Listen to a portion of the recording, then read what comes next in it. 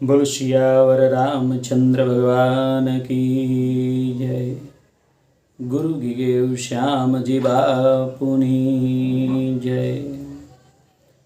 पवन सुत हनुमान जी महाराजनी जय। आज આગળ એક મોતીમાં આપણે વાત કરવી છે કે ભરતજીએ કેવી રીતે આપણને પોતાને નિમિત્ત બનાવી અને જગતને સમજાવવાની કોશિશ કરી છે કે જગતમાં શોક કેવા લોકોએ કરવો જોઈએ। અહીં તુલસીદાસજીએ બહુ સરસ વર્ણન કર્યું છે, બહુ સરસ રીતે પીરચ્યું છે। આગળના મોતીમાં જગતના મહાન મહાન પાપ વર્ણવ્યા છે। ભરતજી કહે છે માતા કૌશલ્યાને કે જો ભગવાનને વનમાં મોકલવામાં મારો હાથ હોય તો મને આવું પાપ લાગે, તેવું પાપ લાગે, એમ કહીને જગતના મહાન મહાન પાપ પીરછ્યા। હવે એવું પીરછે છે કે કેવા લોકોએ શોક કરવો જોઈએ। પ્રસંગ એવો છે કે ભરતજી ગુરુ વશિષ્ઠજી પાસે જઈને શોક કરે છે કે મારા હિસાબે મારા ભાઈને, મારા પ્રભુને, રામને વનમાં જવું પડ્યું, સીતાને વનમાં જવું પડ્યું, લક્ષ્મણને વનમાં જવું પડ્યું, અને એટલે જ ગુરુ વશિષ્ઠજી એના પર કૃપા કરીને સાચી વાત સમજાવે છે। અને ગુરુ વશિષ્ઠજી કહે છે ભરતને કે સુન હું ભરત ભાવિ પ્રબલ બિલકી કહેવું મુનિનાથ, હાનિ લાભ જીવનું મરનું જસુ અપજસુ વિધિ કે હાથ। ભરતજીને સમજાવતા કહે છે કે ભાઈ ભરત, ભાગ્ય બહુ પ્રબળ હોય છે। જે વિધાએ લેખ લખ્યા છે એ બહુ બળવાન હોય છે, અને આમે આ 6 વસ્તુ તો આપણા હાથની વાત નથી। નફો, નુકસાન, લાભ થવો કે નુકસાન થવું એ આપણા હાથની વાત નથી। જીવવું અને મરવું એ પણ આપણા હાથની વાત નથી। કોઈ એમ ધારે કે મારે 200 વર્ષ જીવવું છે તો એ શક્ય નથી, અને કોઈ એમ કે મારે મરવું છે તો એ પણ શક્ય નથી। 10 માળની બિલ્ડિંગ ઉપરથી કૂદે અને તો પણ બચી જાય, મોનોટોજના ટીકડા પી જાય તો પણ બચી જાય, ભભૂકતી આગમાં જંપ લાવી દે તો પણ બચી જાય, બચવાનું હોય તો ગમે ત્યાંથી બચી જાય, અજગરના મોઢામાં જઈને વિશાળ પેટમાં કદાચ જતા રહે તો પણ ત્યાંથી પણ નીકળી જાય। એટલે જીવન મરણ કોઈના હાથની વાત નથી, અને જસ અપજસ આ વિધાતાના હાથની વાત છે। આ પણ વિધાતાની હાથની વાત। તમે કોઈની પાછળ ગમે તેટલું કરો તો જસ મળવાનો હોય તો જ મળે, અને અબજસ મળવાનો હોય તો અબજસ જ મળે। એટલે કે આ 6 વસ્તુ આપણા હાથની વાત નથી। હવે મુનિ વર્ણવે છે કે તું શોક કરે છે ભરત, પણ તારે શોક કરવાની જરૂર નથી। શોક તો કેવા લોકોએ કરવો જોઈએ, સાંભળ। એ તુલસીદાસજી અહીં ગુરુ વશિષ્ઠજી ને નિમિત્ત બનાવી આપણને સૌને સમજાવે છે કે આપણે બધા જીવન જીવીએ છીએ તો ખરેખર શું આપણે શોકને યજ્ઞ છીએ? શું આપણે યોગ્ય જીવન જીવીએ છીએ? અને જો ન જીવતા હોય તો આ સોપાઈઓ સાંભળીને આપણે આપણા જીવનને સુધારી લેવું જોઈએ। અસ વિચારી કહી દે દોષુ વ્યર્થ કાહી પર કીજી અરોસુ, तात વિચારું કરહું મન માહી, સોચ જોગું દશરથ નૃપ નાહી। ભરતજી, તમે આવો વિચાર કરીને ક્રોધ કરોમાં, હે तात મનમાં વિચાર કરો કે રાજા દશરથ શું શોક કરવાને યોગ્ય છે? રાજા દશરથ જે જીવન જીવી ગયા એની પાછળ શોક કરવા જેવો છે? અહીં કદાચ શોકનો અર્થ આપણે જેને સરળ ભાષામાં કહી શકીએ અફસોસ, કે કેવા માણસો કેવું જીવન જીવી જાય તો અફસોસ કરવાનું કહે છે। દશરથ તો અફસોસ કરવા લાયક જીવન જીવ્યા જ નથી। ચક્રવર્તી રાજા ઇન્દ્રના આસન ઉપર એની બેઠક, અને સત્યવતી જીવન જીવી ગયા. એની પાછળ અફસોસ શું કરવાનો, એની પાછળ શોખ શું કરવાનો? પેલી ચોપાઈમાં લખે છે કે શોક કોને કરવો જોઈએ? સોચિય વિપ્ર જો વેદ વિહીના, તજ નિજ ધર્મ વિષય લય લીના. સોચિય નૃપતિ જો નીતિ ન જાના, જેહિન પ્રજા પ્રિય પ્રાણ સમાના. એવા બ્રાહ્મણને શોક કરવો જોઈએ. કેવા બ્રાહ્મણનો શોક કરવો જોઈએ? એવા બ્રાહ્મણનો શોક કરવો જોઈએ કે જે વેદ નથી જાણતો અને જે પોતાનો ધર્મ છોડી વિષય ભોગમાં જ લઈને રહે છે, જેને વેદનું જ્ઞાન નથી. જે બ્રાહ્મણ કુળમાં જન્મ્યો છે, શાસ્ત્રો અને વેદોના જે ઘર કહેવાય છે, એવા સમાજમાં એવા ઘેર જે જન્મ્યો છે અને જે વેદોના જ્ઞાનથી અળગો રહ્યો છે, શાસ્ત્રનું જ્ઞાન જેણે લીધું નથી અને મોહ અને ભોગ અને વિલાસની પાછળ જે ભાગ્યો છે, એ બ્રાહ્મણે પોતાનું જીવન, મહામૂલું જીવન, આ માનવ દેહ અને એમાં બ્રાહ્મણ કુળમાં મળેલો જન્મ એણે વ્યર્થ કર્યો છે, એણે બગાડી નાખ્યો છે. કે છે ને કે કોઈને મિષ્ટાન ભરેલો, ભૂખ્યા માણસને મિષ્ટાન ભરેલો થાળ આપ્યો હોય ને એના હાથમાંથી પડી જાય તો અફસોસ થાય, અથવા તો એ મૂર્ખતાવશ ફેંકી દઈને અફસોસ થાય. એવી રીતે આ મહામૂલું માનવ દેહ અને સરસ મજાનું બ્રાહ્મણ પરિવારનું ઘર મળ્યું હોય અને જો વેદ ન જાણતો હોય તો એણે પોતાનું જીવન, આ મહામૂલું જીવન ખોઈ નાખ્યું છે, એણે આખું ખોઈ નાખ્યું છે. મને શબ્દ નથી મળતા, પણ એને સોનાને માટીના મૂલે વેચી નાખ્યું છે. હાચા મોતીને કાચના ટુકડા સમજીને ફેંકી દીધું છે.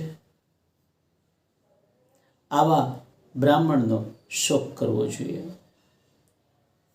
સોચિય નૃપતિ જો નીતિ ન જાના, જૈન પ્રજા પ્રિય પ્રાણ સમાના.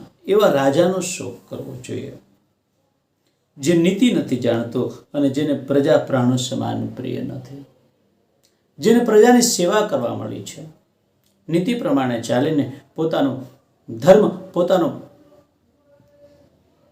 પોતાનું આયખું સુધારી લેવાની જરૂર હતી. મોક્ષ ગતિ તરફ તેને આગળ વધવાનું હતું, ઈશ્વર તરફ એને પગલાં માંડવાના હતા. પ્રજાની સેવા કરીને, નીતિથી ચાલીને, પણ એ મૂર્ખ, એ સમજો નહીં અને પ્રજાનું શોષણ કરવા લાગ્યો, ભોગ ભોગવવામાં લાગ્યો. આપણે કઈ પેલા વાર્તાઓ સાંભળતા ને કે બધું ભેગું કરીને દરિયામાં મૂકે, એમ જે રાજાને પ્રજાની સેવા કરવાનો મોકો મળ્યો છે, જેને લોકો, સામાન્ય માણસ 1 પુત્ર, 2 પુત્ર, 5 પુત્ર, 10 પુત્રના પિતા હોય, પણ લાખોની સંખ્યામાં, હજારો સંખ્યામાં જે રાજાને પ્રજા હોય એ તો એના પુત્ર જ કહેવાય, એનો પરિવાર જ કહેવાય. અને એને જો પ્રાણોની જેમ વાલા ન હોય અને તે પોતાના સ્વાર્થમાં જો જીવન જીવી દે છે, પોતાના ભોગ વિલાસમાં એ જીવન જીવે છે, તો પોતાનું આયખું બગાડે છે. અને આવા રાજાનો શોક કરવો જોઈએ જે પ્રજાનું પણ અહિત કરે છે અને પોતાનું પણ અહિત કરે છે. પછી કહે છે કે સોચીએ બયસુ કૃપન ધનવાનું, જો ન અતિથિ શિવ ભક્તિ સુજાનું. એ વૈશ્ય શોક કરવાને યોગ્ય છે. એવા વૈશ્યનો શોક કરવો જોઈએ કે જેને પૈસા તો ઘણા કમાણા છે, ધન ઘણું કમાણા છે, ધનવાન તો છે પણ કંજૂસ છે. કોઈ સારા કાર્યો થતા હોય તેમાં તે દાન નથી આપી શકતો, જે 5 ગરીબોને સાચવી નથી શકતો, જે રાજ્યના, દેશના ઉત્થાન માટે પોતાનું ધન દાનમાં નથી આપી શકતો, જે પોતાને ઘેર આવતા અતિથિઓનો સત્કાર નથી કરી શકતો, અતિથિઓને માનપાન નથી આપી શકતો અને શિવજીની ભક્તિ કરવામાં કુશળ નથી. શિવજી એટલે સર્વનું કલ્યાણ કરનાર, કે જે વેશ્ય એ માટે શિવજી છે ને એ અધિષ્ઠાદેવ છે. કેમ કે શિવજી અને વેશ્યનો બંનેનો એક ગુણ સમાન છે. શિવજી પણ બધાને અપનાવે છે અને બધાનું કલ્યાણ કરવામાં તત્પર રહે છે. શિવનો અર્થ જ કલ્યાણ થાય, તો વૈશ્યનો અર્થ જ નિભાવ થાય, કે વેશ્યથી જ વેશ્ય છે એ જગતનો મૂળ આધાર છે, 4 વર્ણનો મૂળ આધાર છે. વેશ્યનો મૂળ ધર્મ દાન છે. તેઓ શૂદ્રને પણ દાન આપે છે, ક્ષત્રિયોને પણ દાન આપે છે અને બ્રાહ્મણોને પણ દાન આપે છે. શૂદ્રોને કામના રૂપમાં, મજૂરીના રૂપમાં, પગારના રૂપમાં, ક્ષત્રિયોને દાન ટેક્સના રૂપમાં અને બ્રાહ્મણોને દક્ષિણાના રૂપમાં દાન આપે છે. એટલે એવો વૈશ્ય શોક કરવાનો યોગ્ય છે જેની પાસે પૈસા છે, ધન છે, સંપત્તિ છે, પણ કંજૂસ છે, અતિથિઓનો સત્કાર નથી કરતો, આંગણે આવેલાને આવકાર નથી આપતું, એનું જીવન વ્યર્થ છે. એને આ મહામૂલો આયખું મળવા છતાંય તે નરકગામી બન્યો છે. એટલે એની પાછળ શોક કરવો જોઈએ. સોચિય શુદ્ર વિપ્ર અવમાની, મુખર માન પ્રિય જ્ઞાન ગુમાની. એ શૂદ્રનો શોક કરવો જોઈએ, જે બ્રાહ્મણોનું અપમાન કરનારો, ઘણું બોલનારો, માન મોટા ઈચ્છનારો અને જ્ઞાનનું ઘમંડ રાખનારો છે. શૂદ્રનો અર્થ આપણે આગળ કર્યો હતો કે જેની પાસે કોઈ સર્જન કરવાની ક્ષમતા નથી, જેની પાસે સત્તા કરવાની ક્ષમતા નથી, જેની પાસે બ્રહ્માંડના તત્વોને સમજવાની ક્ષમતા નથી, ફક્ત ને ફક્ત જે છીંધું કામ કરી શકે છે, જે પોતાના કામમાં નિપુણ તો હોય છે પણ એક જ કામમાં નિપુણ હોય, અથવા તો જે રૂટિન થઈ ગયું હોય કાયમી, એ એક જ કામ કરી શકે એમ, એ જ કામ કરી શકે એમ હોય, શક્તિવાન હોય, બળવાન હોય, પણ નવું સર્જન કરવાની ક્ષમતા જેનામાં ના હોય, આવા શૂદ્ર, આવા સ્વભાવના લોકોને શૂદ્ર કહેવામાં આવે છે. બધી જ જગ્યાએ ઓછા વધતા પ્રમાણમાં 4 વર્ણો હોય છે. તો એવા લોકો જેનામાં કોઈ ક્ષમતા નથી, સર્જનની ક્ષમતા નથી, બ્રહ્માંડનું જ્ઞાન નથી, વેદોનું જ્ઞાન નથી, શાસ્ત્રોનું જ્ઞાન નથી, જેનામાં વહીવટ કરવાની ક્ષમતા નથી, ક્ષત્રિયોની માફક સત્તા કરવાની ક્ષમતા નથી, એ અલ્પ બુદ્ધિ માણસ જો પોતાની જાતને જ્ઞાની સમજવા મળે, એકાદ કામમાં પાવરફુલ હોય અને પોતાની જાતને જ્ઞાની સમજવા મળે, બ્રાહ્મણોનું પણ અપમાન કરવા મળે. બ્રાહ્મણનો અર્થ આપણે કર્યો એમ, જે બધી જ રીતે નિપુણ હોય, જે બ્રહ્મને મથી શકે એમ હોય, બ્રહ્મને દોહીને સમાજને કંઈક પીરસી શકે એવો હોય,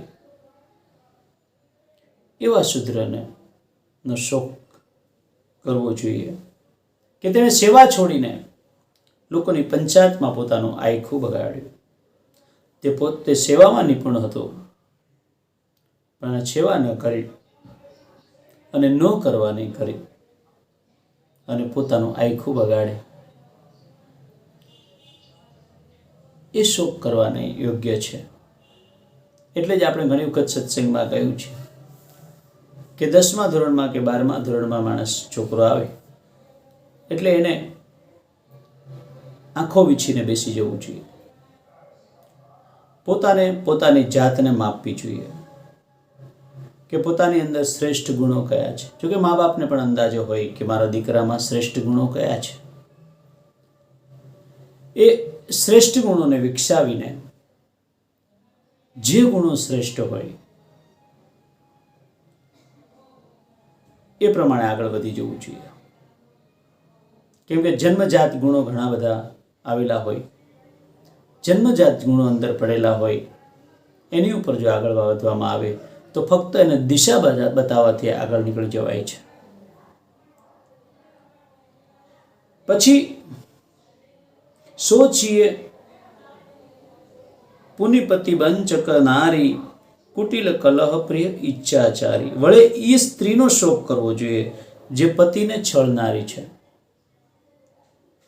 કુટિલ છે, કલેશ પ્રિય છે અને સ્વેચ્છાચારિણી છે.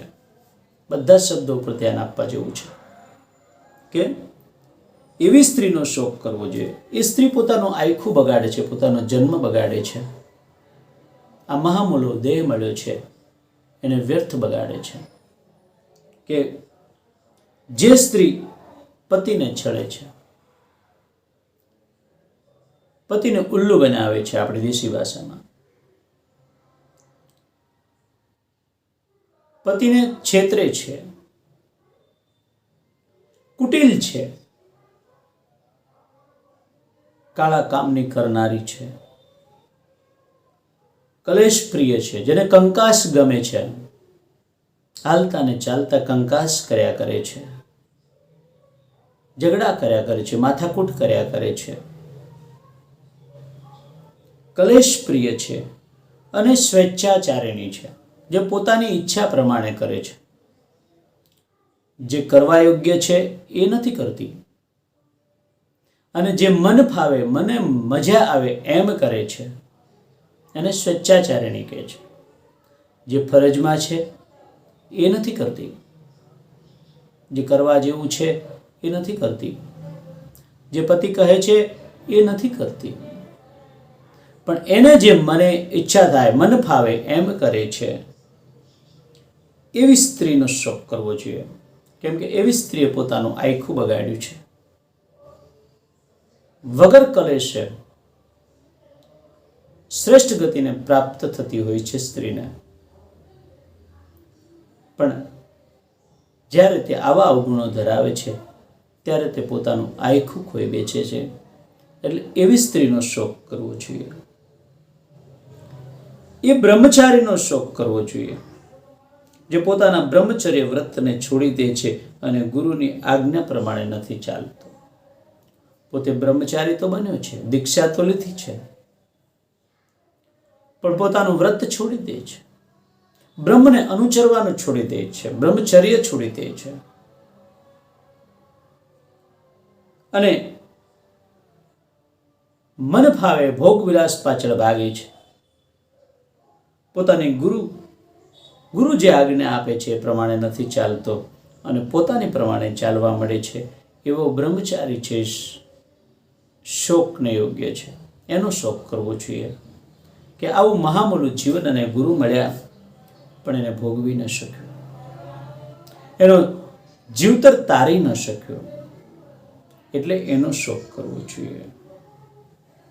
બે ખાનસ સોચીએ ગૃહિજો મોહ બસ કરઈ કર્મ પત ત્યાગ સોચીએ જતિ પ્રપંચરત વિગત વિવેક વિરાગ.